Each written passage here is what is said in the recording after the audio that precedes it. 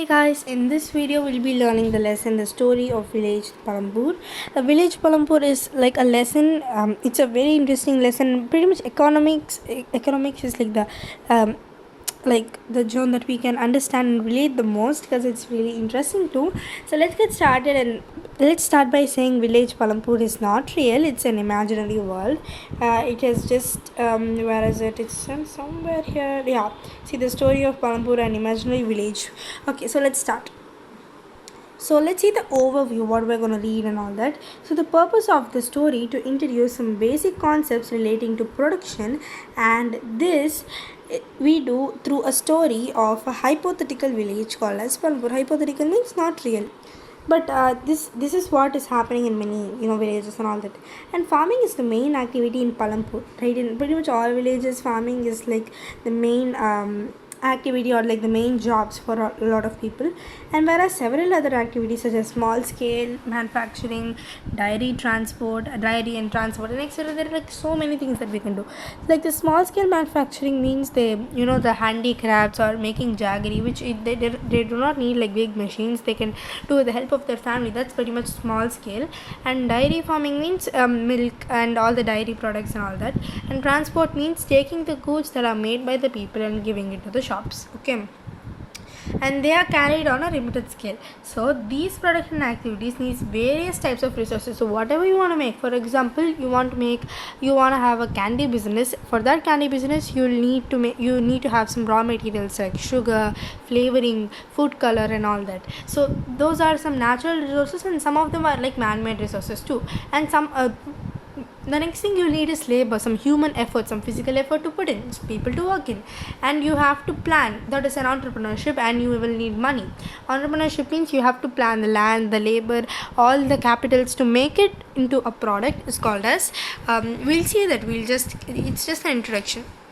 So as we'll read through the story of Palampur, we will read how various resources combine to produce a desired goods and services in the village.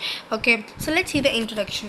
So Palampur is well connected with neighboring villages, towns, which is Raiganj and Shahpur.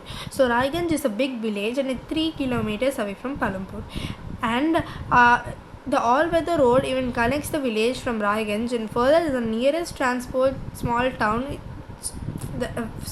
So near Palampur, Raiganj is there. Near Raiganj, Shahpur is there. It's like the nearest small town, and many kinds of transports are visible. Like when people have to transport one goods to another place, you would have seen in any place, let it be a vegetable or stationery market, anywhere, they take like all the stationery items you want in like boxes, and they give it to the people in like lorries, tongas, bullock carts, bogies, and they all there are a lot of ways that they transport the goods, and some are loaded with jaggery, organ and other commodities to motor vehicles like motorcycles, jeeps, tractors. There are many vehicles that they transport these goods, and this village has about 450 families belonging to several different castes. Okay, so and the 80 upper caste families own the majority of land in the village, and their houses, some of them are quite large, and they are made up with bricks and cement plastering. So what they're saying is the village has about 450 families which has different castes, and the 80 upper caste families own the majority of the land in the village, so it's not equally given to everybody. The people who have the most money they are the upper caste of family. So right so the upper caste family has the most land in the village, and their houses are made up with bricks and cement plastering. And the scheduled caste, which are also called as Dalits, they comprise of the 1/3 population, and they live in pretty much one corner of the village, and their house is much smaller than of the 80 upper caste families, and their house is made up of like mud and straw and all that. They like this. We would have definitely seen houses like this in villages and all that. Yeah, so the scheduled and Dalits are comprised 1/3 of the population. Then they live in one corner of the village, and their houses are much smaller compared to the upper caste, and their houses are made up of mud and straw. And this village Palampur has well electric connections. The electric connections are very well. Electricity powers the tube wells in fields and it's used to various types of small business. Palampur has two various types of small business. Palampur has now they're saying that it has a very nice electric system and electricity system, and the tube wells in the fields are also used as various types of small business. The tube wells are nothing but they're irrigated. They irrigate lands like that. They're just tubes which give out water. Okay, so and it's used in many types of small businesses. So now we're going to see in what are all schools or healthcare are there in Palampur.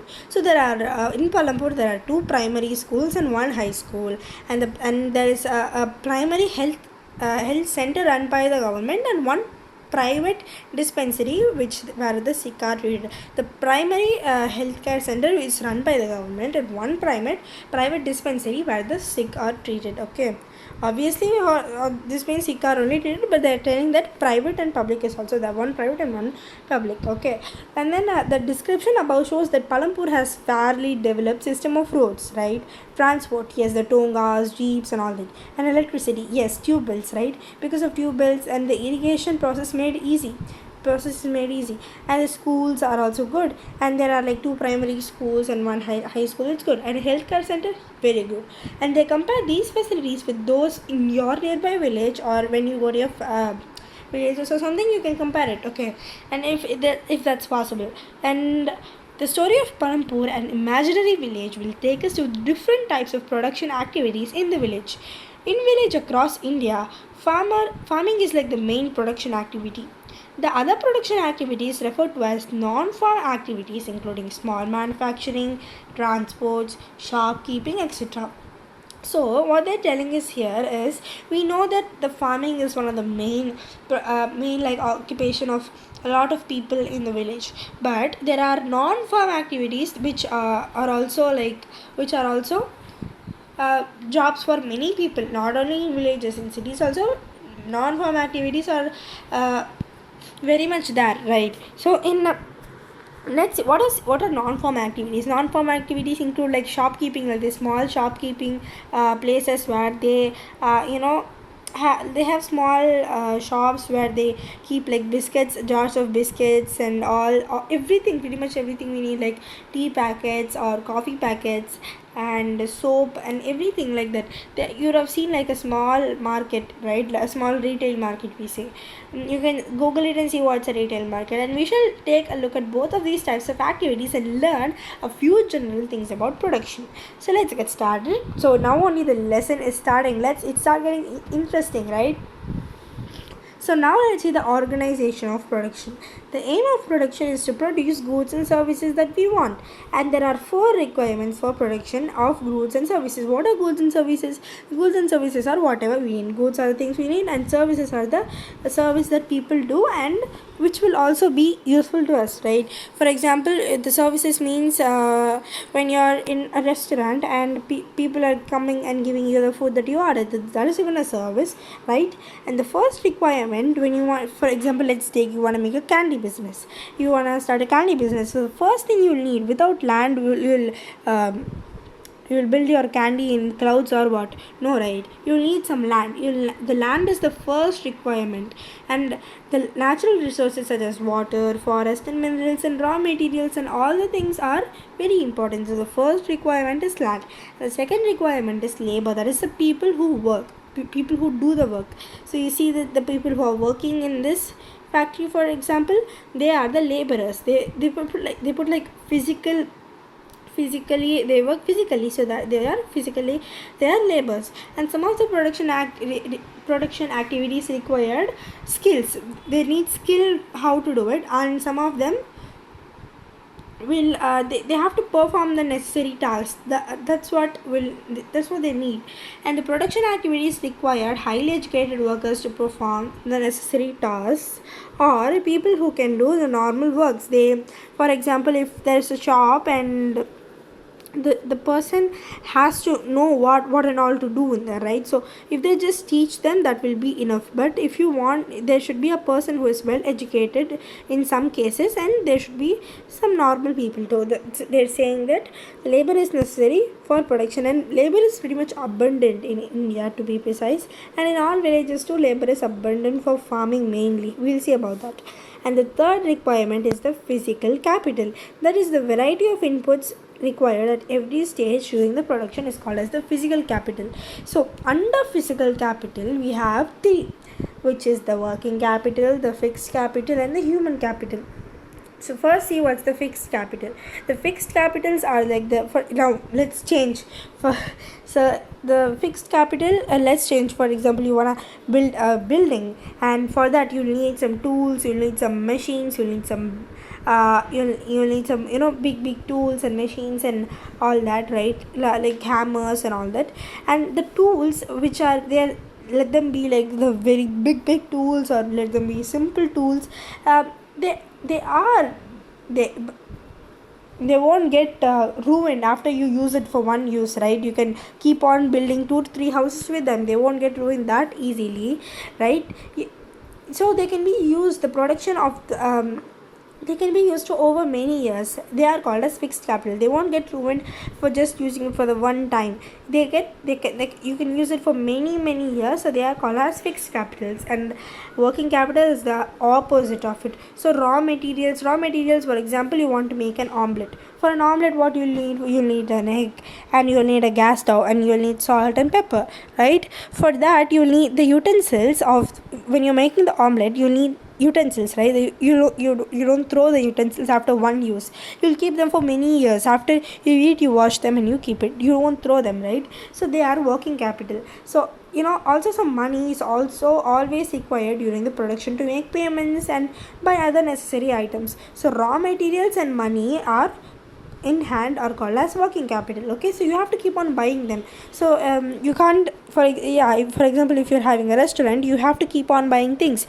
but you don't have to keep on buying a gas stove for every omelette you make, right? You can keep the gas stove for so many years, and then only you'll have to replace it. But you have to buy so many eggs when you're making the omelette, because eggs will get used up after one use, right? So that's how it works. So that's working capital. And fixed capital, you can use it for many years, and working capital, they get used up. Okay, these get used up in production. So those are working capitals. And the fourth requirement is like one of the most important.